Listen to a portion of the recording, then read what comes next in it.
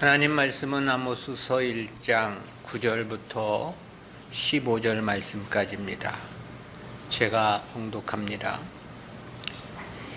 여호와께서 가라사대 두로의 서너 가지 죄로 인하여 내가 그 벌을 돌이키지 아니하리니 이는 저희가 그 형제의 계약을 기억지 아니하고 모든 사로잡은 자를 에돔에 붙였음이라. 내가 두로성에 불을 보내리니 그 궁궐들을 살리라.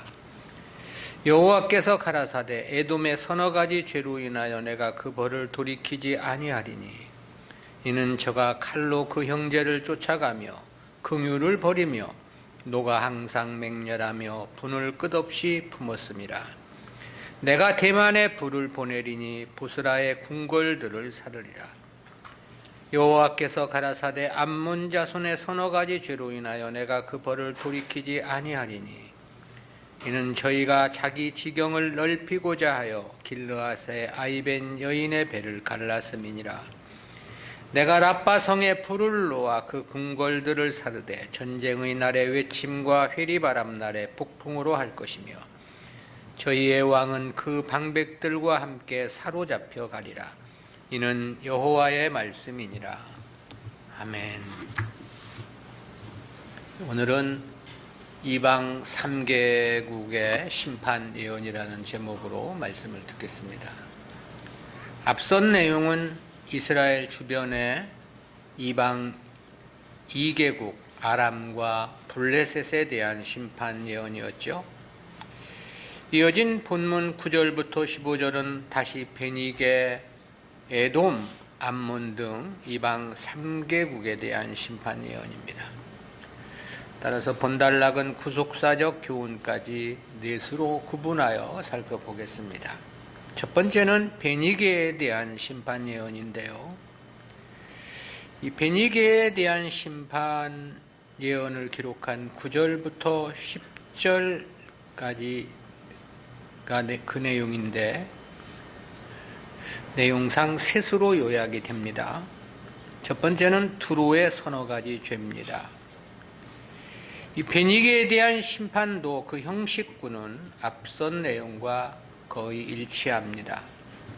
이에 대해서 9절 전반절에서 그렇게 말씀했지요. 여호와께서 가라사대 두로의 서너 가지 죄로 인하여 내가 그 벌을 돌이키지 아니하리니.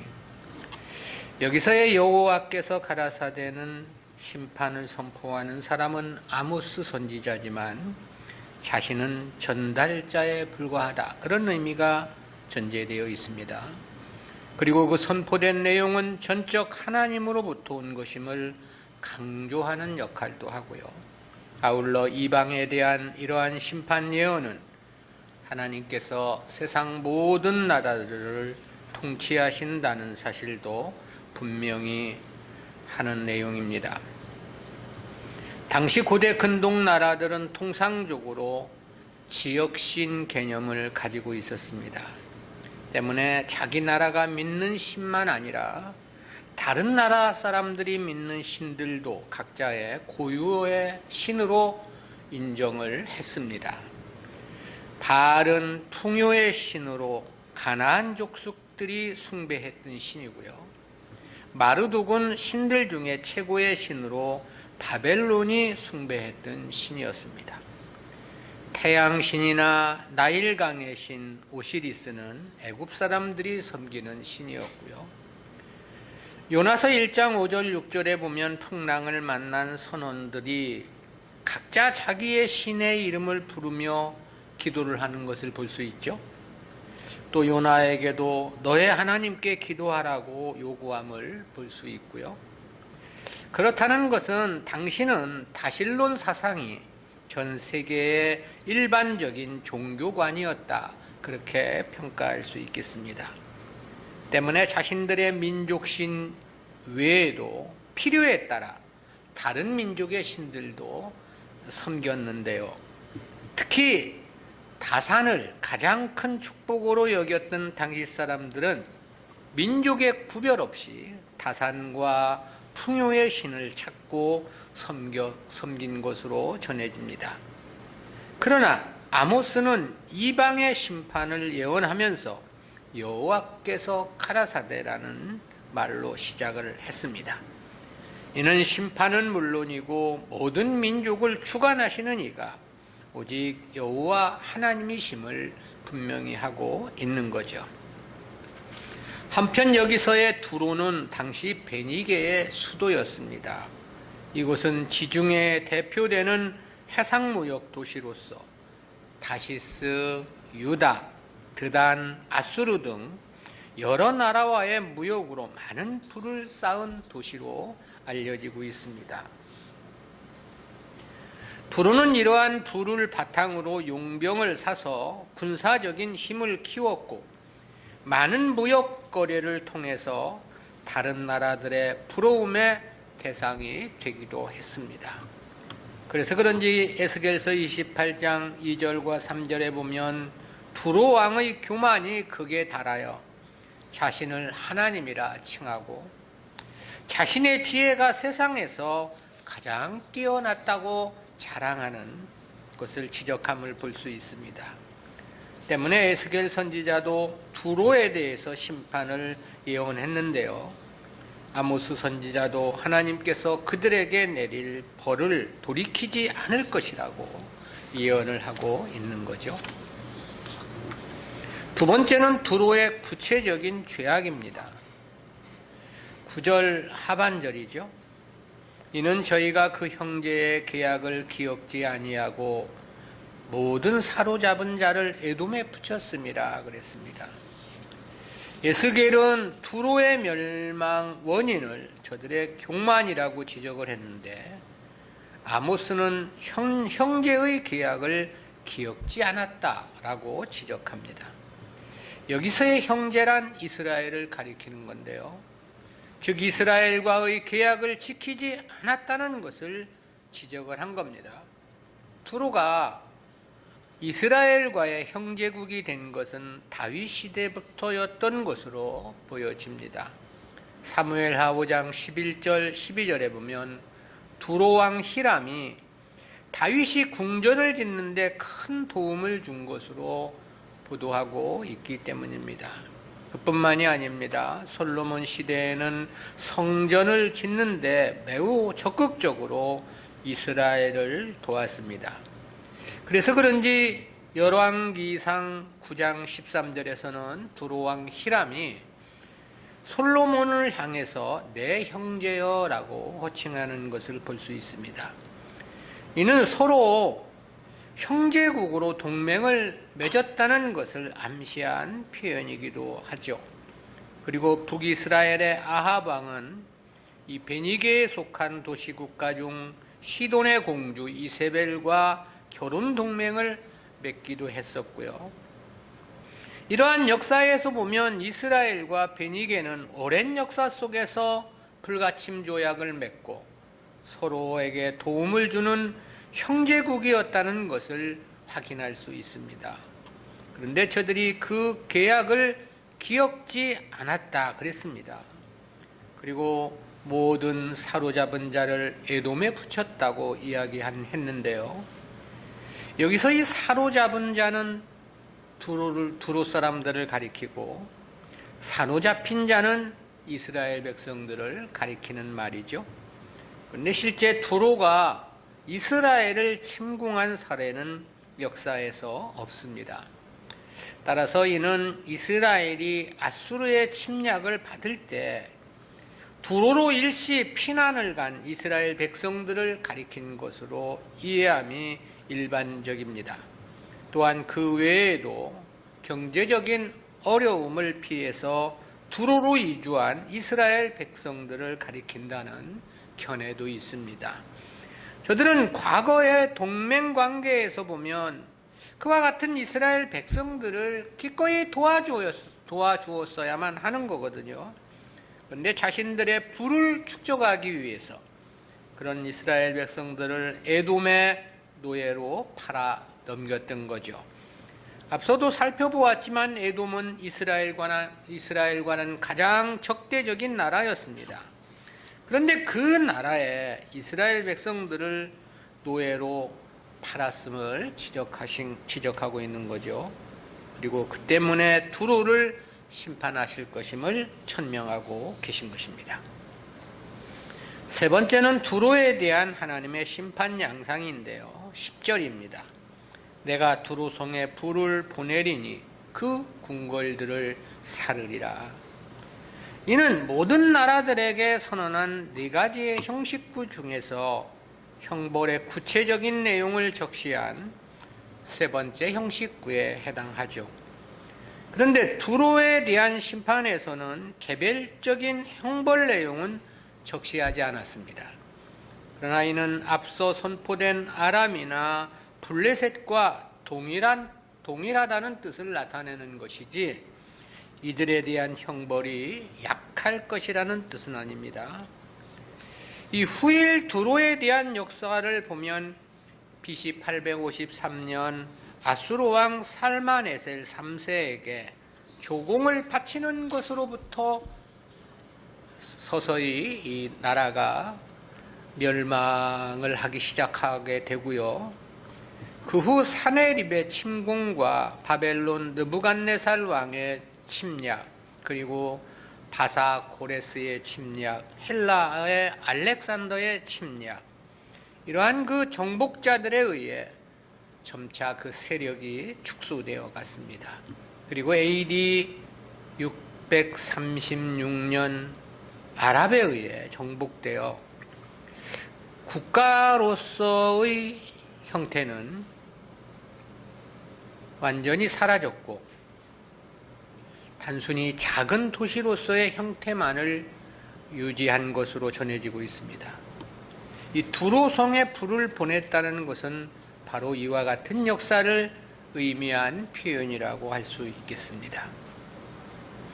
두 번째는 에돔에 대한 심판 예언인데요. 두로에 이어 11절, 12절은 에돔에 대한 심판을 선언한 말씀이죠.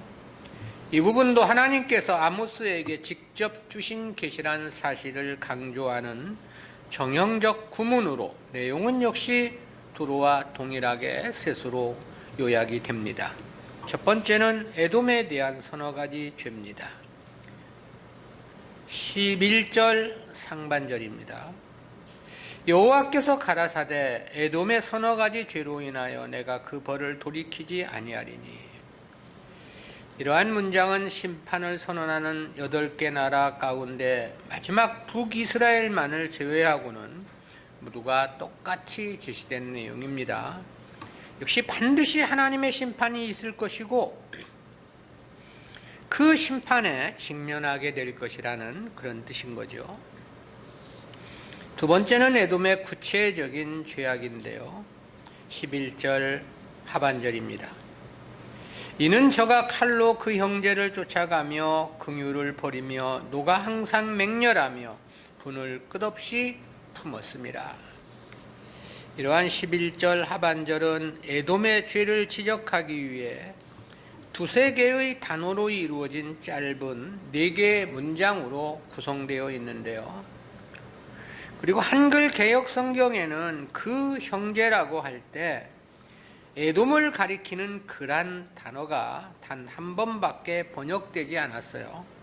근데 원문에는 4개의 문장에서 이 에돔을 가리키는 그라는 대명사가 모두 사용이 됐습니다. 따라서 원문을 지역하면 그 형제를 그가 쫓아가며 그가 긍휼을 버리며 그의 노가 항상 맹렬하며 그의 분을 그가 끝없이 품었음이니라, 그렇게 되어 있습니다. 그렇다는 것은 그만큼 에돔을 강조한 것이라고 말할 수 있겠습니다. 그것은 에돔의 조상 에서가 야곱과 형제였음을 강조하기 위한 표현으로 보입니다. 이러한 형제란 표현은 앞에 9절에서 두로를 가리키면서도 사용이 되었잖아요. 근데 두로는 동맹적 관계의 형제국이었다면 에돔은 실제적인 혈통적 관계였죠. 그런데도 불구하고 에돔은 이스라엘과의 관계에서 그 어떤 이방국보다도 더 철천지 원수였습니다. 그 역사를 돌아보면 가장 먼저 출애굽 시대로 거슬러 올라가는데요. 당시 이스라엘은 가나안을 가는 노정이었죠. 그때 이스라엘은 에돔에게 왕의 대로로 통과하게 해줄 것을 요청을 합니다. 그러나 에돔은 이런 지하에 거부하고 오히려 군사적인 위협을 하게 됨을 민수기서 20장에서 살펴볼 수 있습니다. 따라서 이스라엘은 에돔 변방으로 돌아서 행진할 수밖에 없었는데요. 그러나 이스라엘이 가나안에 정착하고 왕정이 도입된 이후 에돔과의 역학관계는 이스라엘 쪽으로 크게 기울어지게 되었습니다. 사무엘상 14장 47절에 보면 이스라엘 초대왕 사울이 에돔과의 전쟁에서 승리했음을 볼 수 있고요. 다윗은 염곡에서 에돔 군사 1만 8천 명을 살육하고 에돔의 수비대를 주둔시켜 저들을 식민지로 삼기도 했습니다. 이후 에돔은 끊임없이 독립을 위해 사투를 벌였는데요. 솔로몬의 대적 중 한 사람으로 일컬어지는 하닷 3세는 솔로몬 치하에서 에돔을 독립시키려 했지만 성공하지 못했습니다. 그러나 남유다 제5대 왕인 여호람 때 반란을 성공해서 아라바와 에시온게벨의 통치권을 회복하게 되었는데요.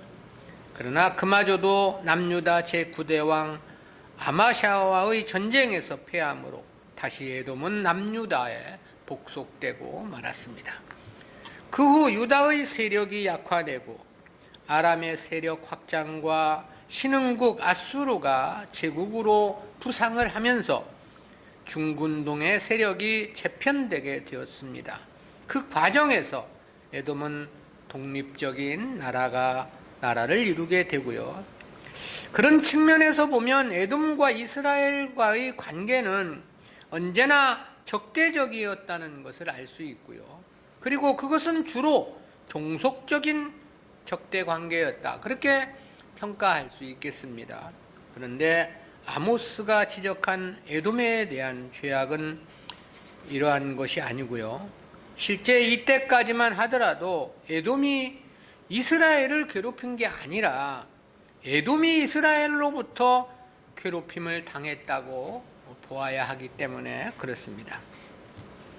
에돔은 오랫동안 이스라엘의 속국으로 살아야만 했기에 그만큼 이스라엘에 대한 분노가 클 수밖에 없었겠죠.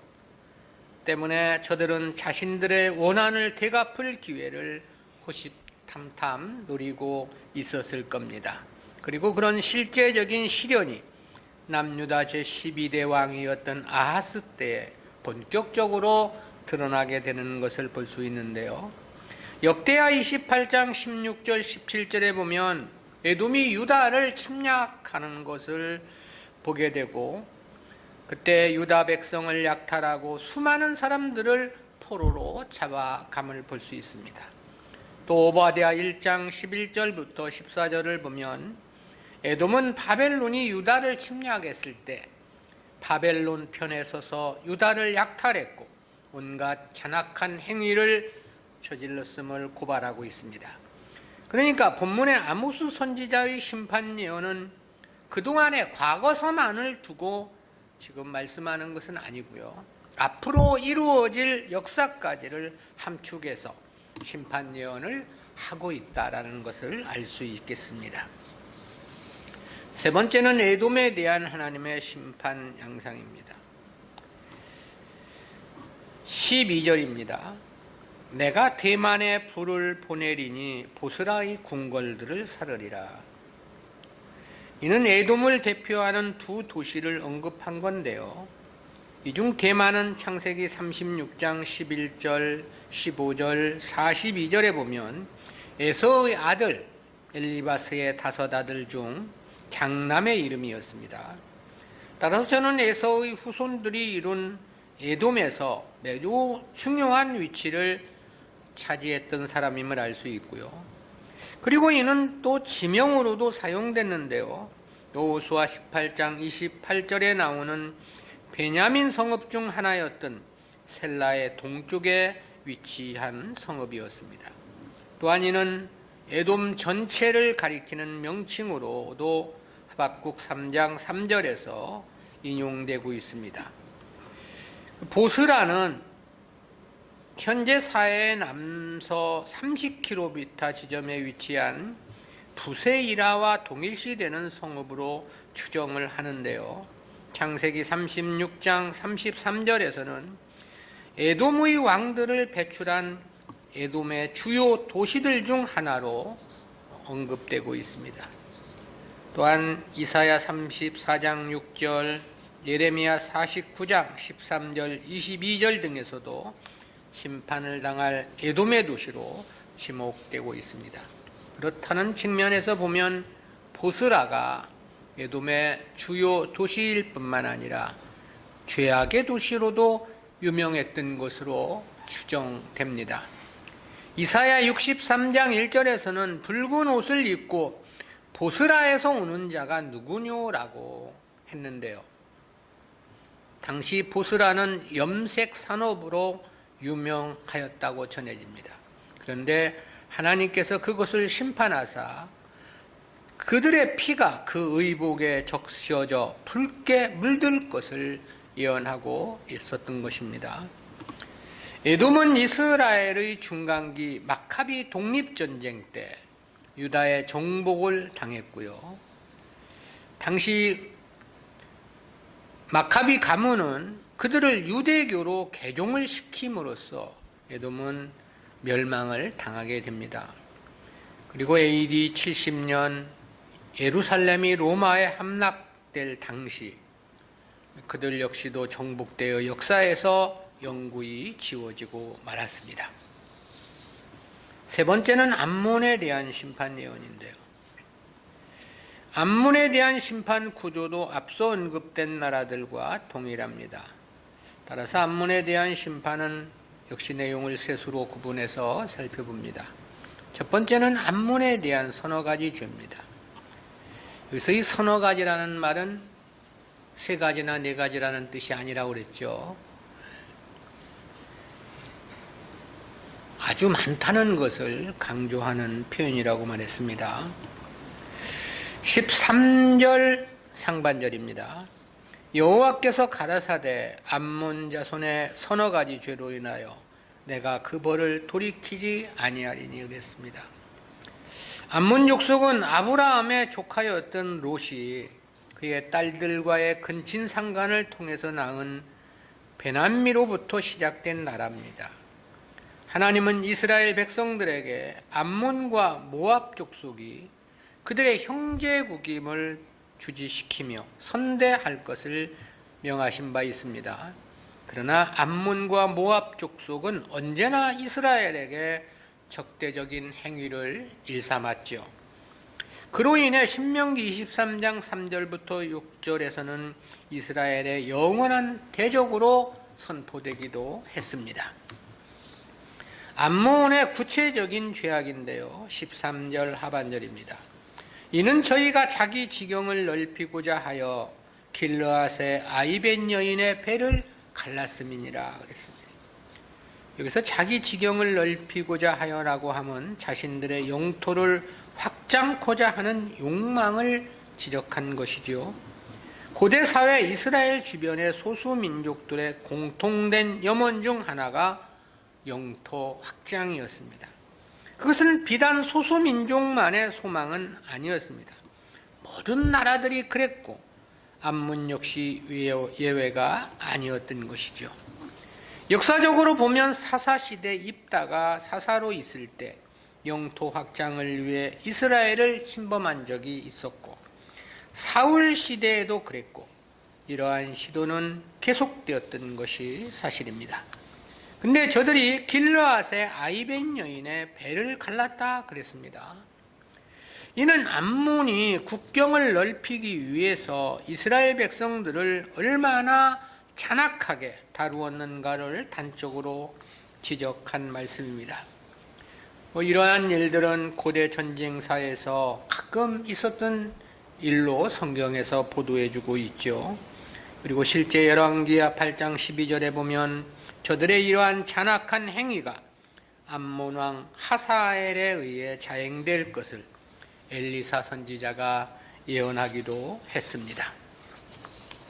세 번째는 암몬에 대한 하나님의 심판 양상인데요. 14절 15절입니다. 내가 라빠 성에 불을 놓아 그 궁궐들을 사르되 전쟁의 날의 외침과 해리바람 날의 폭풍으로 할 것이며 저희의 왕은 그 방백들과 함께 사로잡혀 가리라. 이는 여호와의 말씀이니라. 여기서의 이 라빠 성은 야복강 남쪽 사해 동북쪽 42km 지점에 위치한 암몬의 수도를 가리킵니다. 이곳은 고원지대 위에 위치한 까닭에 난공불락의 천의 요새로 알려져 있습니다. 이 성은 다윗이 밧세바와의 불륜을 감추기 위해서 그의 남편 우리아를 공격군 전면에 내세웠던 곳으로도 기억되는 성입니다. 하나님은 그곳 궁궐을 불사를 것이다, 그렇게 말씀을 했죠. 그리고 그에 대해서는 전쟁의 날의 외침과 회리바람 날의 폭풍으로 할 것이라고 말씀하셨습니다. 이는 한마디로 순식간에 멸망을 시킬 것이라는 상징적 표현인 거죠. 그리고 저희의 왕은 그 방백들과 함께 사로잡혀 가리라고 말씀을 했는데요. 역사적으로 라빠 성의 완전한 멸망은 바벨론 왕 느부갓네살이 애굽을 원정할 당시 문자 그대로 성취되었습니다. 우리는 이러한 말씀에서 두 가지 구속사적인 의의를 생각해 봅니다.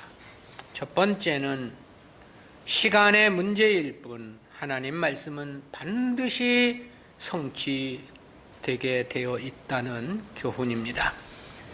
그것은 이방 모든 나라들에 대한 아모스의 예언이 그대로 성취되었다는 사실에서 확인되는 진리입니다.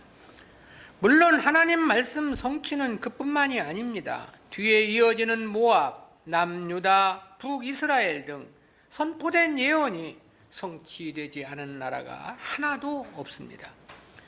때문에 스가랴 선지자는 그런 말씀을 한 바 있죠. 스가랴서 1장 6절입니다. 내가 종 선지자들에게 명한 내 말과 내 전례들이 어찌 내 열조에게 임하지 아니하였느냐. 여기서의 이 내 말은 하나님의 말씀을 가리킴이고요. 그리고 내 전례로 번역된 히브리어 호크라는 단어는 법령이나 포고령 또는 규정한 것이라는 뜻인데요. 역시 하나님께서 명하신 그 모든 제도나 원리를 총칭한 표현입니다. 그 어떤 것도 이루어지지 않은 것이 없다고 말씀을 하신 건데요. 심지어 여호수아가 여리고를 무너뜨린 이후에 그 성을 건축하는 자에 대해서 그렇게 예언한 바 있지 않습니까? 여호수아 6장 26절입니다. 여호수아가 그때 맹세로 무리를 경계하여 이르되 이 여리고성을 누구든지 일어나서 건축하는 자는 여호와 앞에서 저주를 받을 것이라. 그 기초를 쌓을 때 장자를 잃을 것이요 문을 세울 때에 계좌를 잃으리라 하였더라. 근데 이 말씀이 어떻게 성취되었는가는 성경이 그렇게 밝혀주고 있지요. 열왕기상 16장 34절입니다. 그 시대에 베델 사람 히엘이 여리고를 건축하였는데 저가 그 터를 쌓을 때 맏아들 아비람을 잃었고 그 문을 세울 때 말제 아들 수굽을 잃었으니 여호와께서 눈의 아들 여호수아로 하신 말씀과 같이 되었더라. 여호수아가 여리고를 정복할 당시는 대략 BC 1405년 정도 되는 시점입니다. 그런데 히엘이 여리고를 다시 건축했던 시기는 BC 850년에서 870년경이 되는데요. 그러니까 대략 550년 정도가 지난 시점인 거죠. 그럼에도 그 말씀은 사라졌던 게 아니고 그대로 살아 성취되었다라는 건데요. 역시 그것만이 아닙니다. 다니엘이 예언한 바 바벨론, 바사, 헬라, 로마로 이어지는 제국의 역사도 그대로 이루어졌지요. 그리고 로마 이후에 세워지게 될 열불시대, 즉 신약시대의 민족국가, 다국가 체제도 오늘에 와서 보면 그대로 성취가 된 겁니다. 또 바울이 이스라엘의 회복을 예언한 것도 2000년 가까운 세월을 뛰어넘어 1948년 이스라엘이 독립을 선언함으로 그대로 성취되었다는 사실을 우리는 역사 속에서 똑똑히 목격하고 있죠. 무슨 말이냐? 하나님의 말씀은 시간 문제일 뿐이지 그 말씀은 반드시 성취된다는 사실이죠. 오늘 아무렇지 않다 해서 적당히 해서는 안 된다는 거예요. 금방 별일이 없다 해서 말씀을 결코 가볍게 취급해서는 안 된다는 거죠. 반드시 말씀에 따라 소망을 갖고 살아야 하는 이유이기도 합니다. 또한 반드시 말씀대로만 행하고 말씀대로만 살아가야만 하는 이유이기도 합니다. 왜냐하면 말씀은 시간의 문제일 뿐 반드시 성취될 역사이기 때문에 그렇습니다. 그래서 주님은 그렇게 말씀하시지 않았습니까? 마태복음 5장 18절입니다. 진실로 너희에게 이르노니 천지가 없어지기 전에는 율법의 1.1획이라도 반드시 없어지지 아니하고 다 이루리라.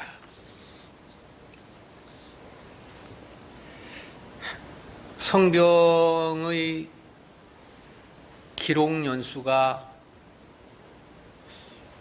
대략 몇 년 정도 된다고 그러죠? 저자가 한 40명이고 600년, 600년 정도 이 성경이 기록된 시기가 그렇습니다. 440명의 저자들에 의해 기록이 됐고, 근데 그 속에서 예언되었고 또 성취된 역사는 뭐 그 수를 헤아릴 수 없이 많죠. 때문에 아직은 이루어지지 않은 것이 있다 하더라도 그것은 반드시 이루어지게 되어 있다는 것. 우리가 말씀을 소중히 해야 하는 이유라는 것. 두 번째 교훈입니다. 하나님은 언제나 하나님 백성의 편이라는 교훈입니다. 그것은 이방에 대한 심판 전체가 이스라엘을 괴롭힌 원인을 지목하고 있음에서 깨닫게 되는 교훈입니다. 아람의 심판 원인에 대해서는 1장 3절 하반절에서 그렇게 말했죠. 이는 저희가 철 타작기로 타작하듯 길르앗을 압박하였습니다. 블레셋의 심판 원인은 그렇게 지적하셨죠. 1장 6절 하반절입니다. 이는 저희가 모든 사로잡은 자를 끌어 에돔에 붙였습니다. 베니게의 심판 원인에 대해서는 1장 9절 하반절에서 이는 저희가 그 형제의 계약을 기억지 아니하고 모든 사로잡은 자를 에돔에 붙였습니다. 에돔의 심판 원인에 대해서는 11절 하반절에서 이는 저가 칼로 그 형제를 쫓아가며 긍휼을 버리며 노가 항상 맹렬하며 분을 끝없이 품었음이라 그랬습니다.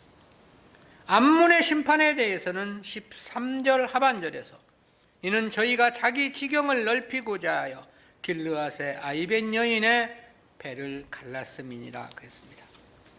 이 보면은 모두가 이스라엘을 괴롭히고 이스라엘을 탄압한 죄악을 지목한 말씀들이죠. 물론 그렇다고 이스라엘이 다른 나라들을 괴롭힌 것이 전혀 없는 것은 아닙니다. 우리가 앞서 살핀 대로 에돔과의 관계에서 보면 오랜 역사 속에서 에돔은 오히려 이스라엘의 속국으로 괴롭힘을 당하고 탄압을 받았던 것이 사실입니다. 이스라엘 중간기 마카비 독립전쟁 시대에도 에돔은 유다의 정복을 당했고 억지로 이스라엘로 편입이 되어서 실제 에돔이라는 나라가 완전히 역사 속에서 사라지게 됩니다. 그로 인해 결국은 그 족속이었던 헤롯이 나중에는 이스라엘의 왕위에 올라 이스라엘을 통치하기도 하는 아이러니한 역사가 벌어지기도 하죠. 특히 다윗은 수많은 전쟁에서 승리에 승리를 거듭했고 이방을 가혹하게 다룬 바도 있습니다. 그런데도 불구하고 하나님은 이스라엘이 에돔이나 또는 다른 나라를 괴롭힌 역사를 말씀하신 바가 없습니다. 남유다와 북이스라엘의 심판을 선언하는 2장에서도 저들의 심판 원인은 다른 나라를 괴롭혔기 때문이라고 말씀하지 않습니다. 하나님과의 관계에서 잘못됨을 지적하고 있죠. 하나님은 오직 이방들이 이스라엘을 괴롭힌 일만을 지목하고 계신다라는 건데요. 그렇다는 측면에서 보면 하나님은 일방적으로 하나님 백성들의 편임이 명백한 거죠. 그러기에 하나님은 나는 아브라함의 하나님, 이삭의 하나님, 야곱의 하나님이라고 수도 없이 말씀을 하셨던 겁니다. 물론 오늘날은 구약 시대와는 양상이 다른 신약 시대죠. 그러나 역시 하나님이 자기 백성 사랑은 동일합니다. 성경은 하나님의 구원 원리에 대해서 그렇게 말씀하지 않았습니까? 에베소서 1장 3절부터 5절입니다. 찬송하리로다. 하나님 곧 우리 주 예수 그리스도의 아버지께서 그리스도 안에서 하늘에 속한 모든 신령한 복으로 우리에게 복 주시되 곧 창세전에 그리스도 안에서 우리를 택하사 우리로 사랑 안에서 그 앞에 거룩하고 흠이 없게 하시려고 그 기쁘신 뜻대로 우리를 예정하사 예수 그리스도로 말미암아 자기의 아들들이 되게 하셨으니 하나님은 하늘에 신령한 복을 주실 자기 백성들을 창세전에 선택하셨다. 그런 말씀이잖아요. 때문에 바울은 구원의 서정을 그렇게 논증한 바 있습니다. 로마서 8장 30절입니다. 또 미리 정하신 그들을 또한 부르시고 부르신 그들을 또한 의롭다 하시고 의롭다 하신 그들을 영화롭게 하셨느니라. 창세전에 선택한 자들만을 부르신다는 거잖아요. 그리고 그 부르신 자들만을 의롭다 하신다는 거잖아요. 그리고 그 의롭다 하신 자들만을 영화롭게 하실 것이라고 말씀합니다. 때문에 그 말씀 바로 앞에서는 그렇게 이야기를 하기도 했습니다. 로마서 8장 28절이죠. 우리가 알거니와 하나님을 사랑하는 자 곧 그 뜻대로 부르심을 입은 자들에게는 모든 것이 합력하여 선을 이루느니라. 이 택한 백성들에게는 모든 것이 유익한 결과에 이르도록 하나님께서 역사하시며 도우실 것이라는 그런 말씀이죠. 때문에 이어진 로마서 8장 31절에서는 만일 하나님이 우리를 위하시면 누가 우리를 대적하리오라고 말씀하신 바 있고요. 이어진 33절에서는 누가 능히 하나님의 택하신 자들을 송사하리오 의롭다 하신 이는 하나님이시니라고 말씀하기도 하셨습니다. 따라서 성도는 어찌 보면 망하고 싶어도 망할 수가 없는 인생이라고 말할 수 있습니다. 세상은 망한다 하더라도 결국은 이기며 승리하게 되어 있는 것입니다. 현재는 실패일 것 같지만 결과는 심히 큰 유익이며 축복일 수밖에 없는 것입니다. 성도가 하나님을 감사하며 살아야 하는 이유입니다. 성도가 오직 주님만을 위해 살아야 하는 이유이기도 하고요. 성도가 오직 하나님의 기쁨, 주님의 영광을 위해 살아야 하는 이유이기도 합니다. 왜냐하면 하나님 백성들을 결코 멸망할 수 없는 이유, 하나님께서 저들의 편이시기 때문에 그렇다는 거죠. 하나님께서 저들의 편이시니 저들에겐 오직 영광스러운 승리만이 있을 수밖에 없다라는 것. 저도 과거에 집사 시절, 장로 시절에 하는 일마다 쪽쪽 망하고 안 돼가지고 왜 나한테는 하나님이 이렇게 어려움만을 주시는가? 내가 뭘 잘못했는가? 이런 그 의문을 갖고 고민을 했던 적도 많이 있습니다.